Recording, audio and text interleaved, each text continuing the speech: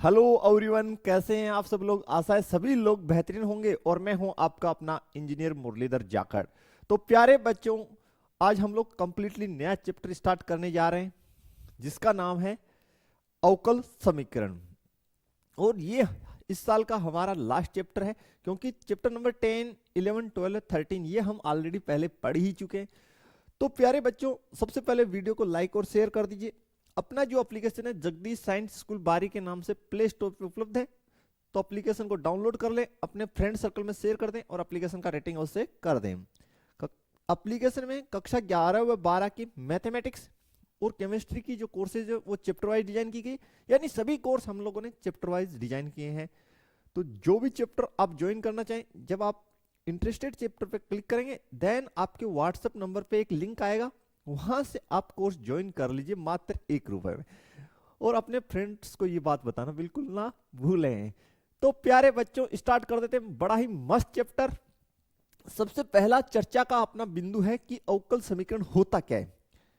तो स्टूडेंट, हम लोगों ने दो चरों वाले रैखिक समीकरण पढ़े। दो चरों वाले रैखिक समीकरण का हम लोगों ने अध्ययन किया है। बिल्कुल, आप लोग कहेंगे सर यस सर, तो x प्लस वाई प्लस 3 बराबर 5, इसके अलावा 3x माइनस 5y प्लस 7 बराबर 0। तो देखते ही आपको पता चल गया सर ये तो सर दो चरों वाले रैखिक समीकरण हैं। बिल्कुल इसी प्रकार आप लोगों ने स्टूडेंट द्विघात बहुपद, द्विघात समीकरण जो है उनका भी स्टडी किया है। तो आपको देखते ही पता चल जाता है A X square plus B X plus C बराबर 0। कोई भी जो है समीकरण इस फॉर्मेट में हो तो आप फटाक से बता देते हैं कि सर ये जो है, ये जो समीकरण आपने लिखी है ये x में द्विघात है। अगर मैं लिखता हूं 5y² माइनस 7y प्लस 10 बराबर 0, तो आप कहेंगे सर ये जो है y चर में द्विघात समीकरण है। तो बिल्कुल, तो आप बच्चों सोच रहे होंगे सर ये अवकल समीकरण होता क्या है। स्टूडेंट्स, हमने चैप्टर नंबर 5 में अवकलन करना सीखा। अवकलन बोल दीजिए, अवकलज। तो हम लोगों ने सबसे पहले किसी फंक्शन का एक बार अवकलन किया था, यानी dy अपॉन dx किया, ये सर। तो इसको हम बोलते हैं प्रथम कोटि का अवकलज। इसको dy अपॉन dx का मतलब क्या है, x के सापेक्ष अवकलन किसी फंक्शन का। लेकिन इसकी कोटि क्या है, इसको हमने बोला था प्रथम कोटि का अवकलज। क्या बोला था, प्रथम कोटि का अवकलज। और मैंने आपको बताया था कि dy अपॉन dx को हम लोग इस प्रकार भी लिख सकते हैं, y डैश, यानी y के ऊपर एक बार डैश लगाए, इसका मतलब ये प्रथम कोटि का अवकलज है। सभी चीजें मैं आप स्टार्ट कर रहा हूं लिंक करना अवकलन अवकल समीकरण से। तो प्रथम कोटि का अवकलज है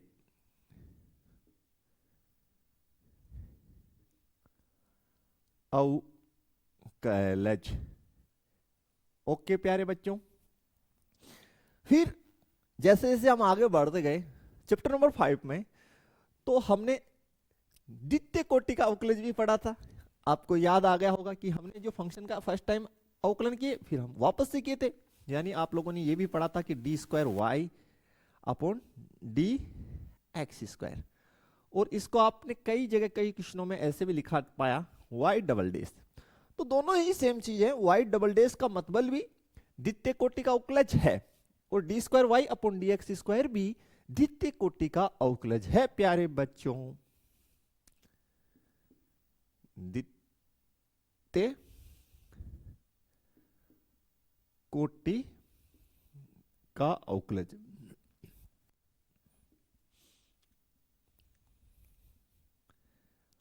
ओके स्टूडेंट्स, इसी प्रकार बढ़ते जाएंगे तो हम इसका 3 बार भी कर सकते हैं, ऐसे भी। इसका मतलब y ट्रिपल डैश, यानी ये हो गया तृतीय कोटि का अवकलज।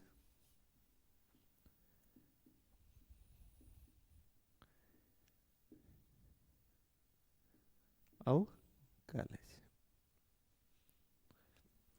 इस प्रकार स्टूडेंट आप लोग बढ़ सकते हैं आगे। कितनी भी अब इसी प्रकार n कोटि तक का कहां तक का भी आप बना सकते हैं।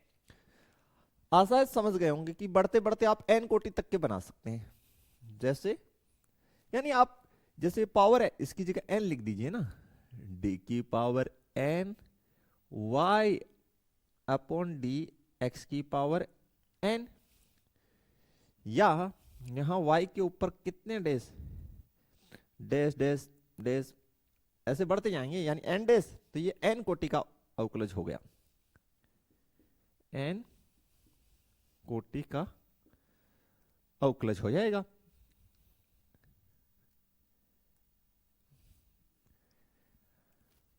ठीक है स्टूडेंट्स, ये चीज हम लोगों ने ऑलरेडी पहले पढ़े हैं। कंफर्म कि भाई dy अपॉन dx या y डैश दोनों ही एक ही चीज है और इसको हम प्रथम कोटि का अवकलज बोलते हैं। D square Y upon D x square is equal to Y dash होता है, या वाई डैश लिखा हो या ये लिखा हो, ये द्वितीय कोटि का अवकलज है। D cube Y upon D x cube या वाई ट्रिपल डैश लिखा हो, ये तृतीय कोटि का अवकलज है। और इस प्रकार हम लोग n कोटि तक के अवकलज पहचान सकते हैं, इसमें आपको कोई समस्या अभी तक नहीं होगी। देखो प्यारे बच्चों, अब हम आपको बताने वाले हैं कि अवकल समीकरण क्या होते हैं। तो मैं आपको कुछ एग्जांपल्स दिखाता हूं, आपको देख के पता चल जाएगा कि क्या होते हैं अवकल समीकरण। क्योंकि सभी चीजें जो हैं, ये देखिए हमने आपके सामने आपकी बुक के ही कुछ एग्जांपल्स जो है पुट किए हैं। फर्स्ट जो एग्जांपल स्टूडेंट, उसमें dy अपॉन dx है या नहीं? बिल्कुल सर है। ओके, आगे क्या फंक्शन है वो छोड़िए। सेकंड देखिए, उसमें बोलो सर उसमें भी D square Y upon D x square है सेकंड वाले एग्जाम्पल में। और सर एक जगह जो सेकंड उसका ही जो पार्ट है उसमें D Y upon D X, यानी अवकलज है या नहीं है? बोला सर यस। थर्ड एग्जाम्पल देखिए, बोला सर उसमें भी अवकलज है। तो ये ऐसी समीकरण है जिनमें आपको अवकलज मिलेंगे, वही अवकल समीकरण है। बस सिंपल जनरल लैंग्वेज में आप इतना ध्यान रखिए, ऐसी समीकरण है जिनमें आपको d Y upon D x, d square Y upon D x square यानी अवकलज मिले, वे अवकल समीकरण होंगी। ये क्या है? अवकलज है, यानी ऐसी समीकरण जिनमें अवकलज हो वे अवकल समीकरण होंगी प्यारे बच्चों, जैसे मैंने आपको स्लाइड में दिखा रखी है। ओके, यहां तक कोई समस्या नहीं होना चाहिए, आशा है। तो चलिए स्टूडेंट, जो फर्स्ट है हमारा, हमें जो फर्स्ट इक्वेशन दिया गया वो लिख लेते हैं।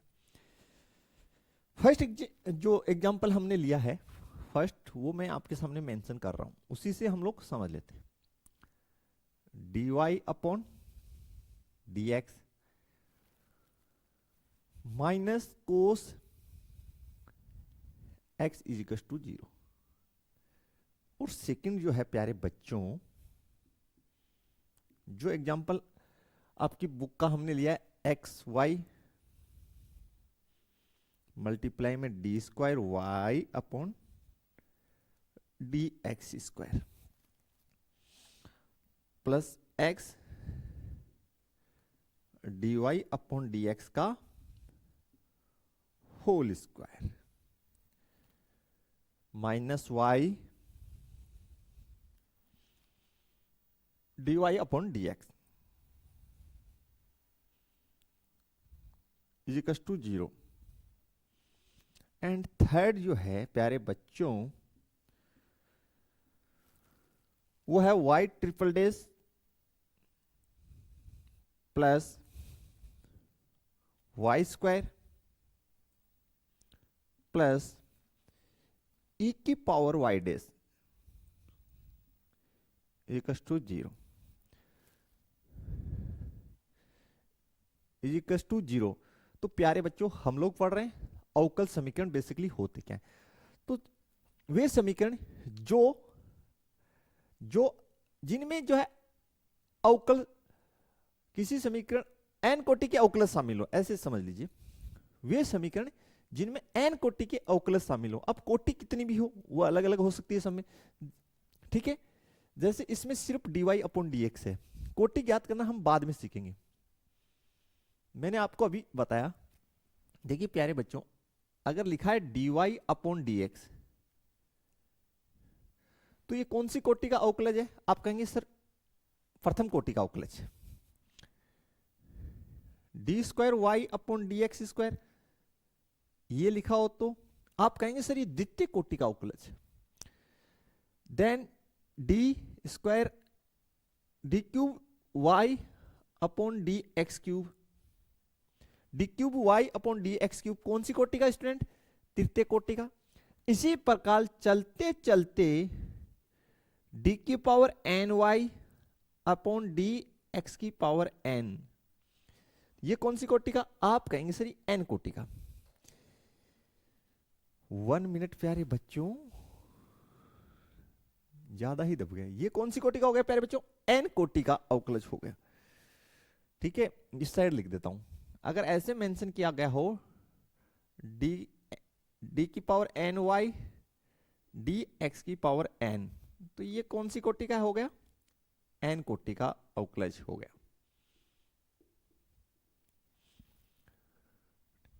का अवकलज।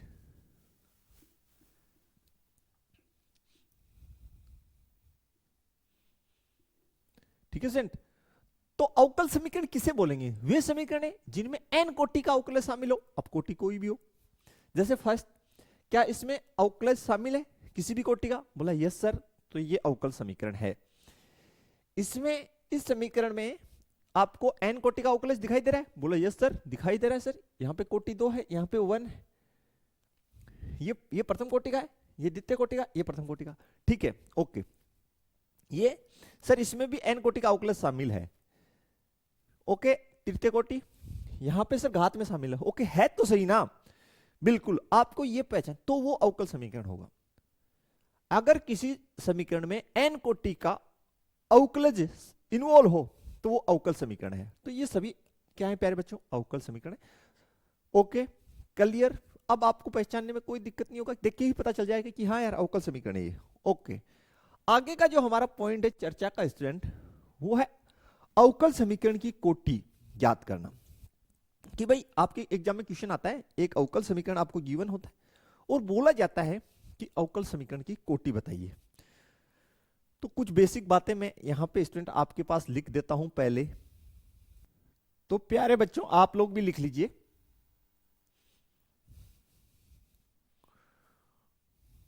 कोटि के बारे में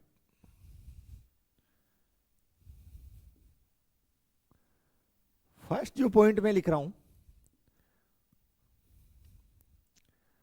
अवकल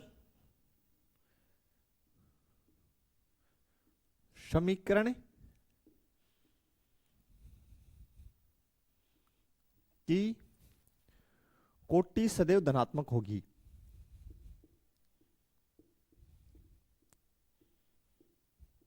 सदैव धनात्मक वह पूर्ण संख्या होगी। पूर्ण संख्या होगी। कहने का मतलब है अवकल समीकरण की कोटि एक तो धनात्मक होगी, पूर्ण संख्या का मतलब दशमलव में अर्थात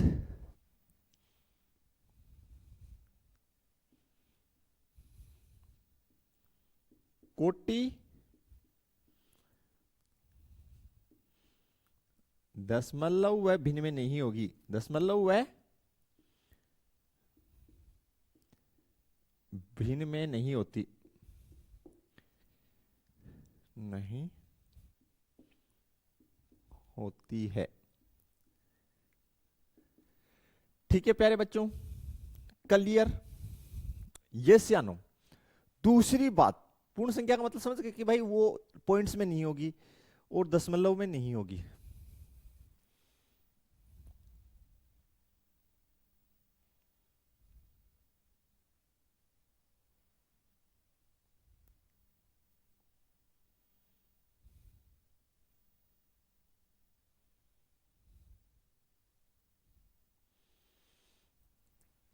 यार इस पूर्ण संख्या में, तो पूर्ण संख्या में बच्चे ऐसे कह सकते हैं सर कोटि 0 होगी क्या? तो ये थोड़ा सा चेंज कर देता हूं, अवकल समीकरण की कोटि सदैव धनात्मक होगी। पूर्ण संख्या की जगह मैं और कुछ लिख देता हूं, ज्यादा बेस्ट रहेगा। आप लोग यहां कर लीजिए पहले तो, अवकल समीकरण की कोटि सदैव धनात्मक होती है। दूसरी बात, कोटि दशमलव एवं भिन्न में नहीं होती है।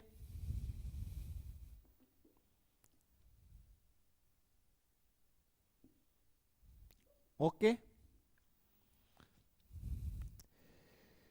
अब देखिए स्टूडेंट, यहां पे हम चर्चा करते हैं सबसे पहले कि भाई फर्स्ट इक्वेशन देखिए, इसमें आपके पास कितनी बार अवकलज किया गया है? बोलो सर एक बार। तो कोटि का चयन कहां से करना है? अधिकतम अवकलज से कोटि का चयन किया जाएगा, वो भी लिखिए। थर्ड, अधिकतम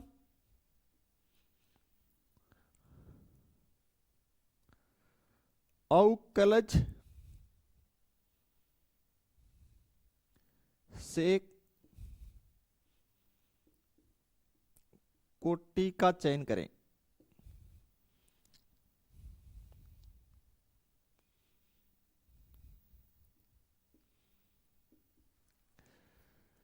यानी जैसे इस ये जो अपना है क्वेश्चन, इसमें यहां पे एक बार अवकलज किया गया है, यहां पे दो बार और यहां पे एक बार। तो बच्चा कहेगा सर कहां से चयन करें? तो अधिकतम जो अवकलज है वहां से आप कोटि का चयन करें। तो इसकी जो कोटि स्टूडेंट, ये कौन सी कोटि का अवकलज है? आप कहेंगे सर फर्स्ट। तो इसकी कोटि हो गई एक,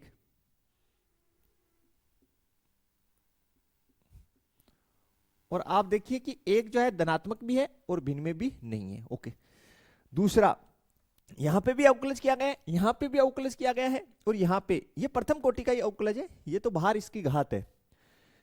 ये कितनी कोटि का है? द्वितीय कोटि का। तो कोटि का चयन कहां से करेंगे? अधिकतम कोटि के अवकलज से। तो अधिकतम कोटि कितनी है का अवकलज कितना है? दो कोटि का। तो कोटि क्या हो गई? दो। इसमें कोटि कितना हो गया?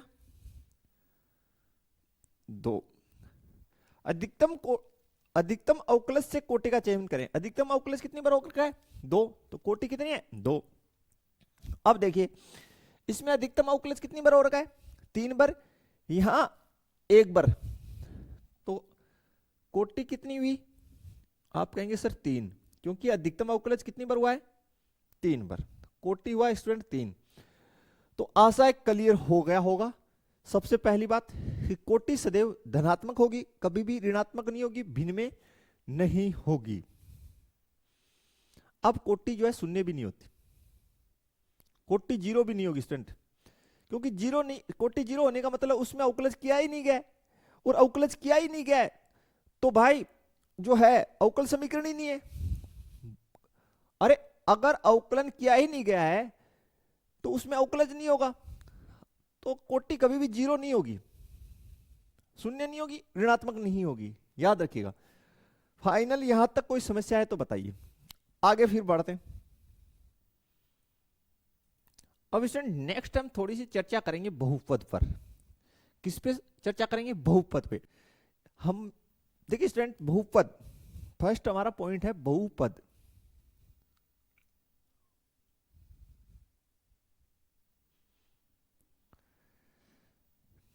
देखिए बहुपद जो है एक्स में भी बहुपद हो सकता है, वाई में भी बहुपद हो सकता है, बहुपद किसी भी चर में हो सकता है। बेसिकली बहुपद का जो बेसिक स्ट्रक्चर है वो आपको पता होना चाहिए। A X square plus B X plus C, ये इसकी एक जनरल फॉर्मेट होती है बहुपद की। और जो बहुपद कब नहीं होता ये हमें पता होना चाहिए कि कोई जो है समीकरण बहुपद का इक्वेशन कब नहीं होगा। तो मैं यहां लिख रहा हूं, मेंशन कर रहा हूं, चर की घात ऋणात्मक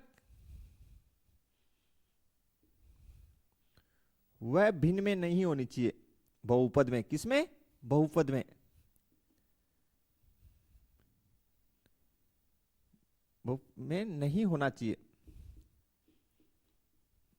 होना चाहिए। अगर अगर चर का घात अगर चर का घात ऋणात्मक बन रहा है और भिन्न में, तो वो बहुपदी नहीं है, वो बहुपदी नहीं है। उदाहरण के लिए देखिए,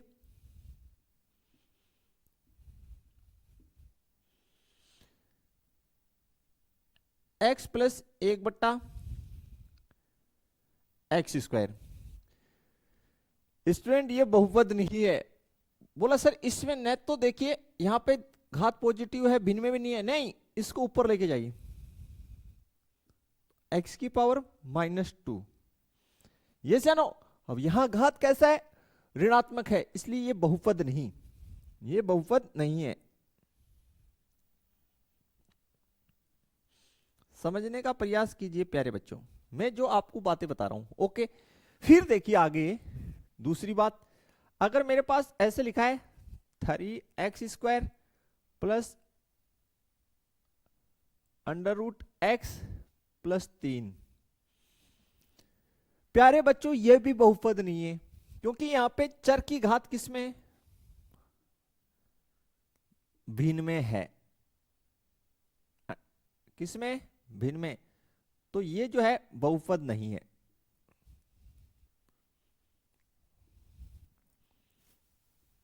नहीं, ये तो आपको पता चल गया कि भाई कोई जो है समीकरण जो है वो बहुपद होगा या नहीं होगा। अब मैंने आगे लिखा एक अवकल बहुपद समीकरण। देखिए स्टूडेंट, ये फर्स्ट जो है ये अवकल समीकरण है, ये अवकल समीकरण है, ये अवकल समीकरण है। लेकिन जब हम ये टेस्टिंग करें कि कौन सा समीकरण अवकल बहुपद समीकरण होगा या नहीं होगा, बोल सर हम ऐसा क्यों कर रहे हैं। देखिए आपको पता चल जाएगा, पहले समझिए। हम चर्चा कर रहे हैं अवकल बहुपद पे। किस पे, अवकल बहुपद समीकरण पर, कि कोई समीकरण अवकल बहुपद समीकरण है या नहीं। देखिए प्यारे बच्चों, अगर अवकलज जो है कंपोसाइट फंक्शन के रूप में हो,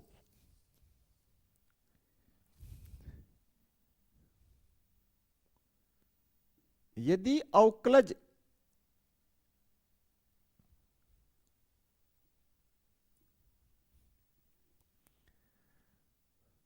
संयुक्त फलन हो, संयुक्त फलन के रूप में हो, किसके रूप में हो, संयुक्त फलन के रूप में हो,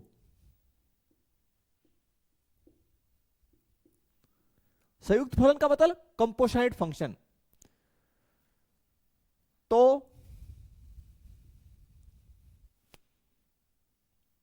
समीकरण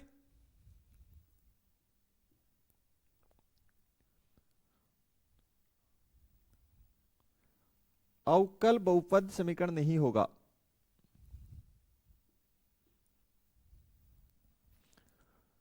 वन मिनट कट गया, कोई ना, स्पेस बनाते हैं स्टूडेंट, इतना आप लोग नोट कर लीजिए, आगे फिर लिखते हैं। चलिए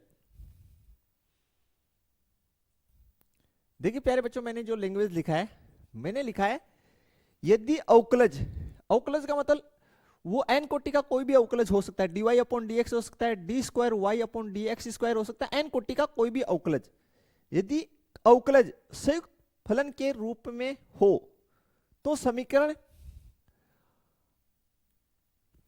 अवकलज बहुपद समीकरण नहीं होगा। समीकरण अवकलज बहुपद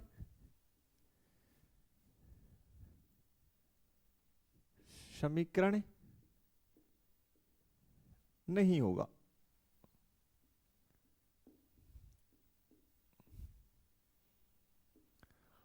अब बोले सर हमें कैसे पता, बिल्कुल आपको पता चलेगा। देखिए स्टूडेंट, ये एग्जांपल आप देखिए, इस एग्जांपल में देखिए थर्ड वाले में, उदाहरण थर्ड में देखिए क्या लिखा है, y∭+ plus y² plus e⁻y⁻0। ठीक है, यहां पे नॉर्मली जो है एकदम, यहां ये देखिए ये कंपोसाइट फंक्शन है या नहीं है, कंपोसाइट फंक्शन है। और इसमें देखिए पावर जो है, घात जो है, उसमें अवकलज लिखा है। ठीक है भाई, और हमने यही लिखा कि संयुक्त फलन के रूप में हो तो, और यहां पे जो अवकलज है वो कंपोसाइट फंक्शन के रूप में है, यानी जो अवकलन है वो पावर में लिखा है। तो मैं आपको एक जनरल से लैंग्वेज में बता देना चाहता हूं कि जो अवकलज है, साधारण भाषा में मैं लिख देता हूं, अवकलज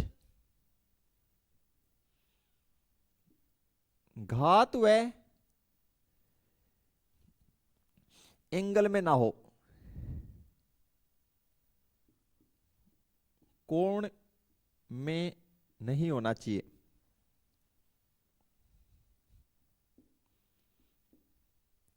होना चाहिए।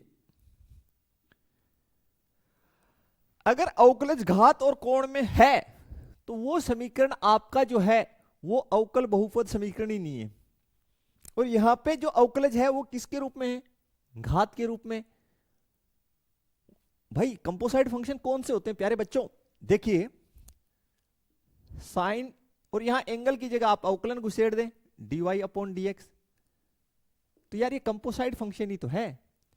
एक के अंदर दूसरा घुसड़ रखा हो, हाँ है ना, एक की घात में दूसरा घुसड़ रखा हो, समझे, यानी एक की घात में दूसरा डल रखा हो, वही तो है यार कंपोसाइट फंक्शन। और क्या है? संयुक्त फलन।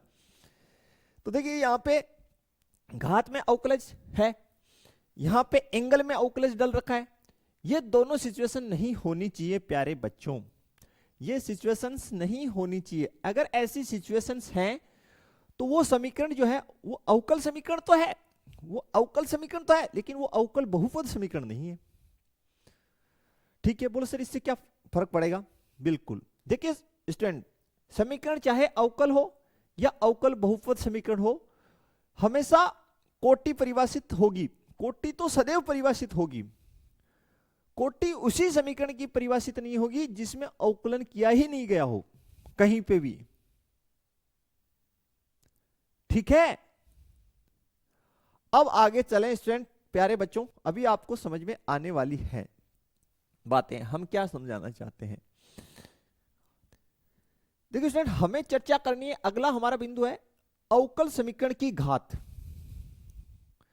तो स्टूडेंट अवकल समीकरण की घात ज्ञात करने के लिए पहली बात तो जो हमें इक्वेशन गिवन है वो अवकल बहुपद समीकरण होना चाहिए। घात ज्ञात करने के लिए दिया गया समीकरण कैसा होना चाहिए? अवकल बहुपद समीकरण होना चाहिए। और अवकल बहुपद समीकरण कौन सा होता है? जिसमें अवकलज जो है वो एंगल और घात में ना लिखा हो, यानी संयुक्त फलन के रूप में ना लिखा हो। किसके रूप में ना लिखा हो? संयुक्त फलन के। तो देखिए आ जाइए, यहां पे अवकलज dy/dx है, कहीं पे भी घात में ना, कहीं पे भी एंगल में घुसड़ रखा है ना, तो इसकी जो घात है वो ज्ञात कर सकते हैं। इसकी जो घात है वो हम ज्ञात कर सकते हैं। लेकिन विषय ये घात ज्ञात कहां से करेंगे? स्टूडेंट आपको जो घात जो ज्ञात करनी है वो उच्च कोटि, जो आपकी जहां से आपने कोटि ज्ञात की, और कोटि आप कहां से ज्ञात करते हैं? जो उच्च कोटि का अवकलज हो। तो इसमें तो कोटि कितनी है अवकलज की? 1। और इसकी घात कितनी है? बोलो सर 1। तो इसकी घात कितनी हो गई? 1 प्यारे बच्चों। फिर से सुनिए, इसमें आपका जो अवकलज है dy/dx, कहीं पे भी जो है, कहीं पे भी घात में लिखा है? बोल नहीं। एंगल में नहीं, ट्रिगोनोमेट्रिक फंक्शन होगा तो एंगल होगा, इसमें ट्रिगोनोमेट्रिक फंक्शन है ही नहीं कोई ना। क्लियर? बोला ठीक है सर। तो प्यारे बच्चों इसकी कोटि कितनी? 2। कोटि कैसे ज्ञात करते हैं? बोला सर जो उच्च कोटि का अवकलज होता है, उच्च कोटि का अवकलज कौन है? d²y/dx²। ओके, तो कोटि यहां से कितनी हुई? 2। अब जो उच्च कोटि का अवकलज है d²y/dx², इसकी घात कितनी है? बोला सर 1। तो प्यारे बच्चों यहां घात हो गई 1। बोला सर इस पे लगी नहीं है ना, तो लगी नहीं है तो इसका मतलब 1।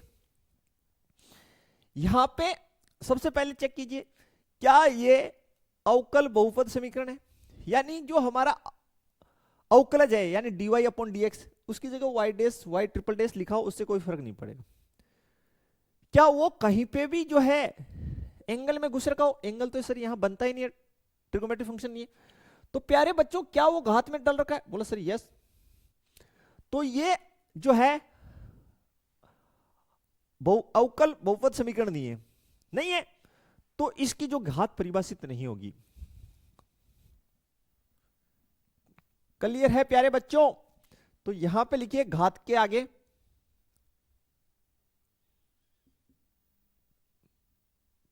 परिभाषित नहीं है।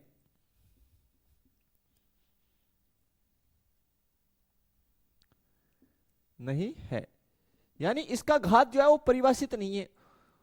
और घात परिभाषित नहीं होने का कारण क्या है कि सर ये जो है अवकल बहुपद समीकरण नहीं है।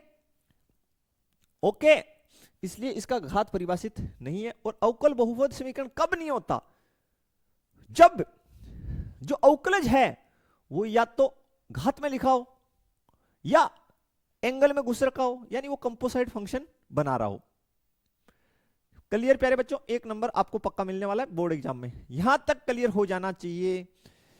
दूसरी बात, घात जो है वो सदैव धनात्मक होगी, घात सदैव धनात्मक होगी और दशमलव वगैरह में नहीं होगी, ऋणात्मक नहीं होगी। आपकी जो है प्राकृत संख्याएं होती है 1 2 3 4 5 इस प्रकार से होगी। क्लियर हो गया क्या? और घात अपरिभाषित भी हो सकती है, कब? जब समीकरण जो है वो अवकल बहुपद समीकरण ना हो। चलिए और क्वेश्चंस करते हैं प्यारे बच्चों। तो प्यारे बच्चों फर्स्ट जो क्वेश्चन है, देखिए देखिए घात के अंदर लिखा है ना कोष्टक में यदि परिभाषित हो। देखिए एग्जाम में नहीं आएगा, एग्जाम में नहीं लिखा आएगा यदि परिभाषित हो, बिल्कुल नहीं लिखा आएगा, डायरेक्ट पूछेगा इसकी घात बताइए। तो आपको ये ध्यान रखनी है कि घात और कोटि सदैव धनात्मक पूर्णांक होते हैं। क्या होते हैं? धनात्मक पूर्णांक। तो ये एग्जाम्पल आपका बुक का फर्स्ट था जिसकी कोटि और घात हमने ज्ञात कर लिए। अब स्टूडेंट हम लोग चलते हैं क्वेश्चंस पे 1 बाय 1। आपकी बुक का फर्स्ट क्वेश्चन है। सबसे पहले जो है क्वेश्चन नंबर फर्स्ट आपका जो है लिख लीजिए हल। क्वेश्चन फर्स्ट, और मैं यहां पे स्टूडेंट मेंशन कर देता हूं कोटि, और यहां मैं मेंशन कर देता हूं घात। ठीक है, बताइए फर्स्ट।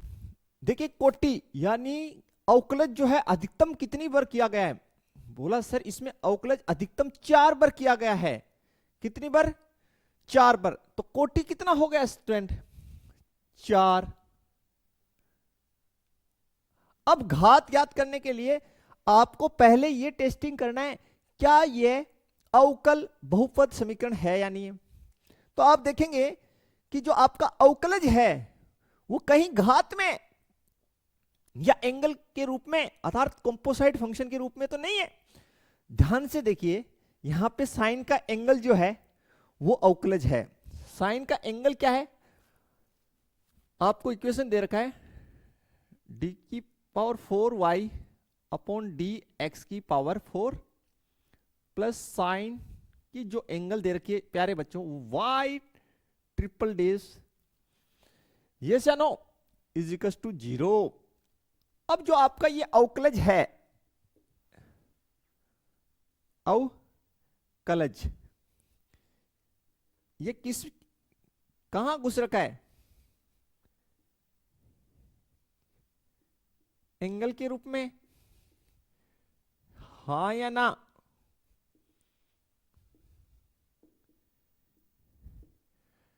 यस या नो? अवकलज जो है वो एंगल के रूप में, यार कंपोजिट फंक्शन है। तो ये जो है आपकी इक्वेशन ये अवकल बहुपद समीकरण नहीं है, इसलिए इसका घात जो है वो परिभाषित ही नहीं होगा। तो लिख दीजिए घात परिभाषित नहीं, बस।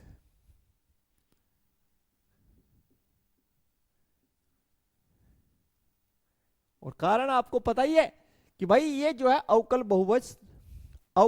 बहुपद समीकरण नहीं है। आगे देखिए, बताइए इसका कोटि वाई डे अधिकतम अवकलज कितनी बार किया गया है? एक बार। वाई डेज का मतलब एक बार, तो हल जो है 2 नंबर का। कोटि कितना हो गया? 1।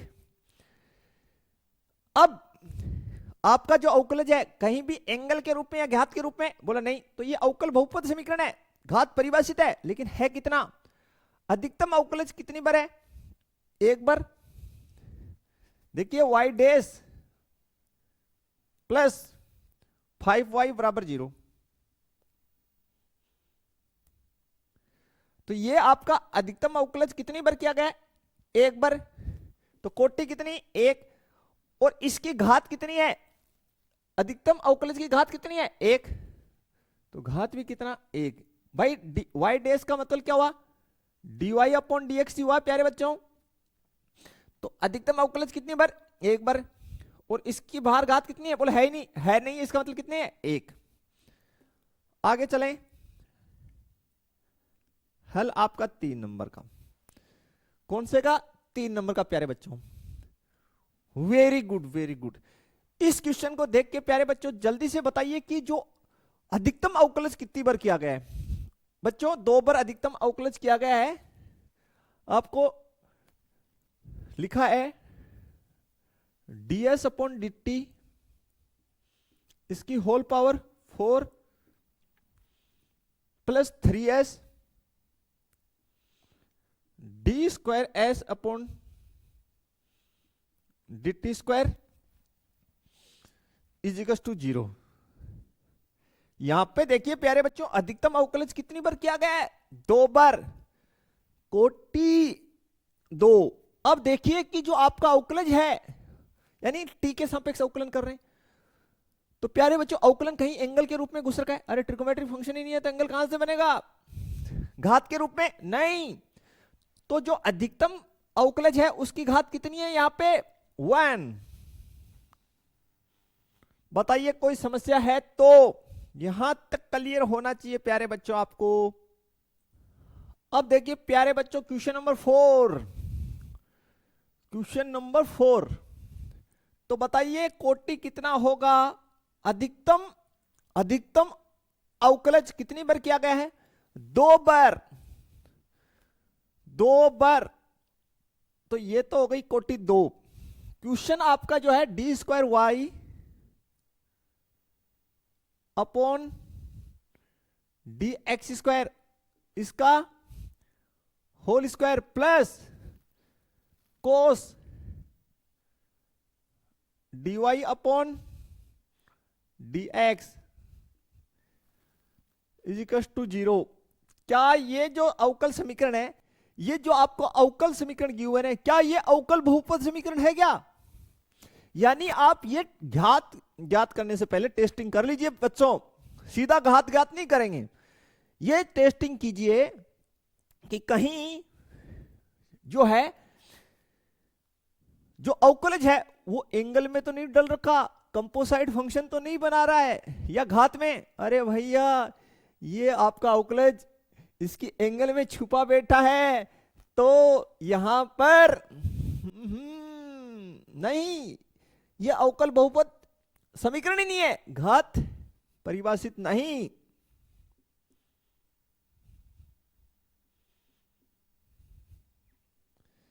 स्थिति नहीं है यहां पे।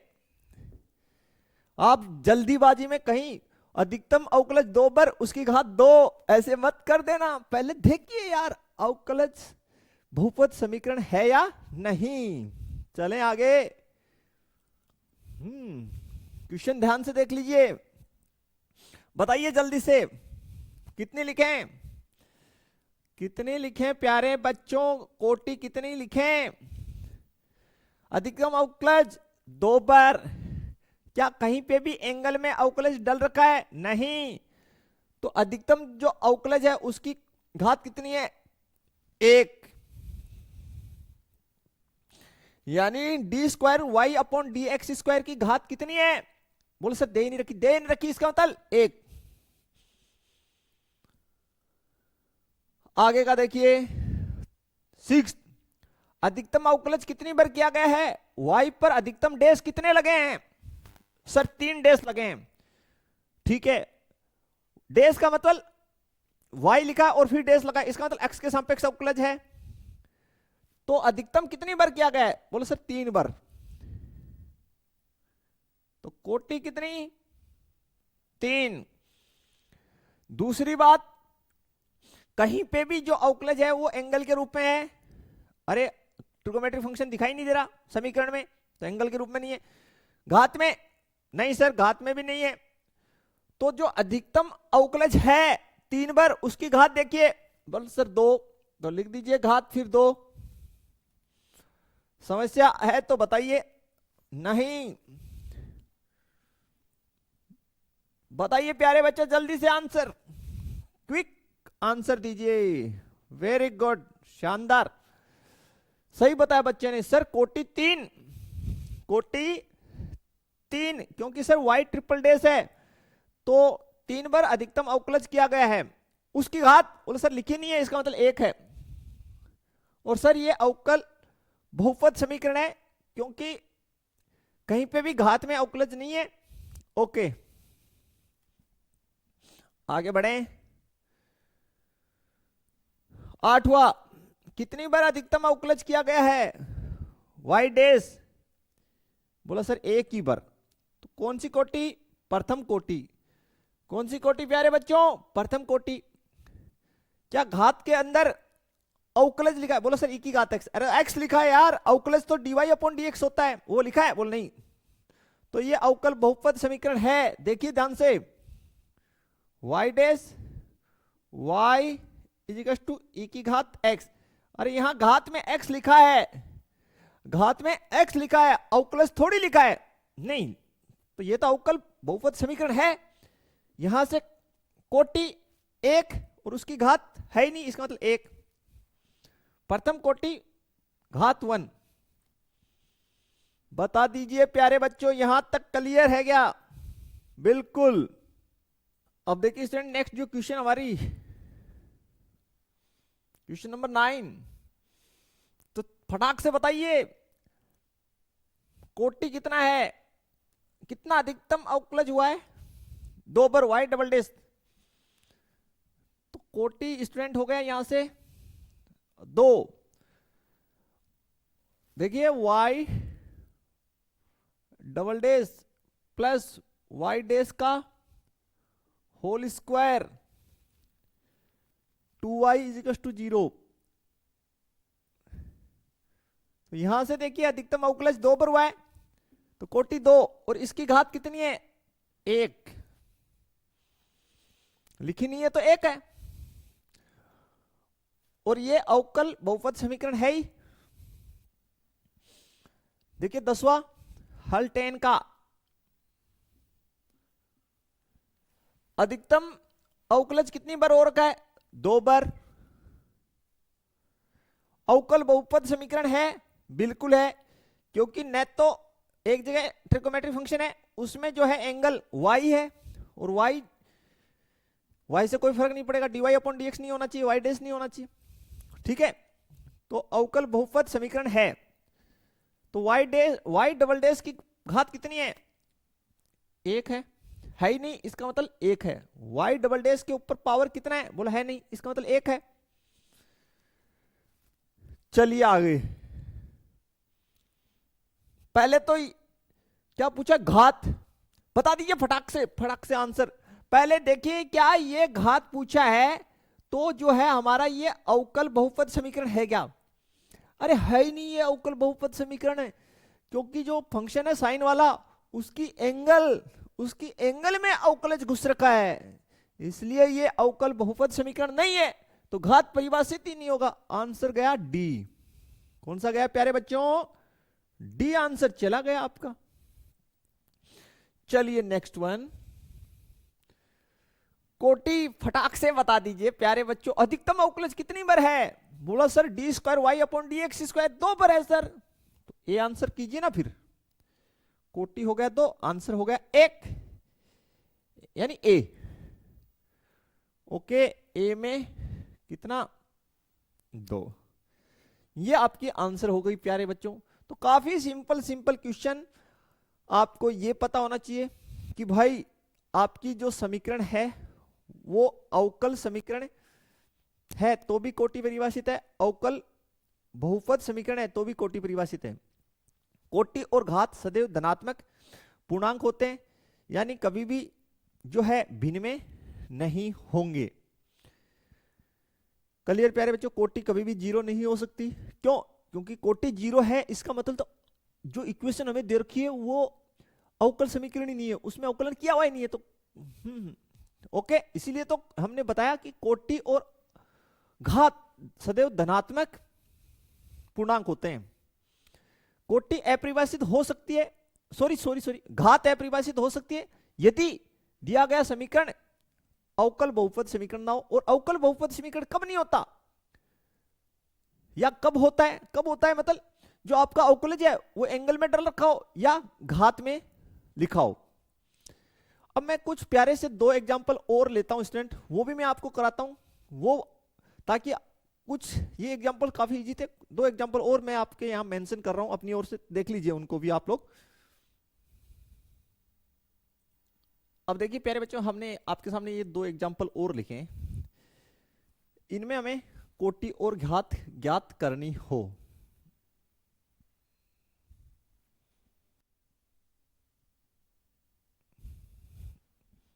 इसमें यहां पे 1/2 कर लीजिए।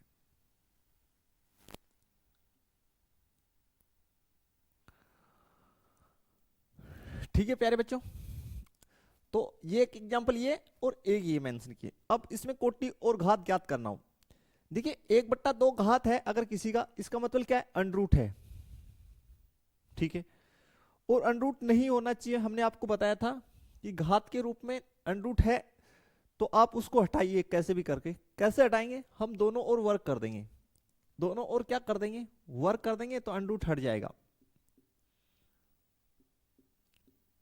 दोनों ओर वर्क कर देंगे, क्या कर देंगे प्यारे बच्चों? करने पर तो वर्क किए तो ये बन गया d³ y अपॉन dx³, और इस साइड भी वर्क होगा प्यारे बच्चों, तो y plus d² y upon dx², इसका होल स्क्वायर। अब कोटि आपको कहां से मिलती है? बोला सर कोटि हमें अधिकतम अवकलज से मिलती है। अधिकतम अवकलज कितना है इसमें?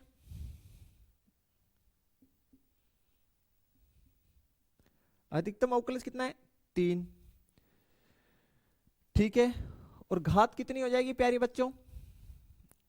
घात इस अधिकतम अवकलज की घात कितनी है? 1। और यहां पे कहीं पे भी जो अवकलज है वो घात में नहीं लिखा हुआ, यानी और नहीं एंगल में, ये आपका अवकल बहुपद समीकरण भी है। इसी प्रकार इसको देखिए, इसमें ये जो घात है ये 5/2, 1/2 का मतलब अंडरूट होता है, तो हटाना पड़ेगा, इसलिए वर्क कीजिए। क्या कीजिए? वर्क कीजिए। इसमें भी दोनों ओर वर्क कीजिए, दोनों ओर वर्क करने पर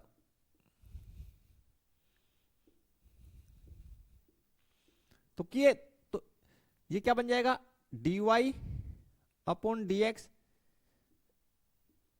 इसकी पावर 5/2 है, और वर्क किए तो घात कितना?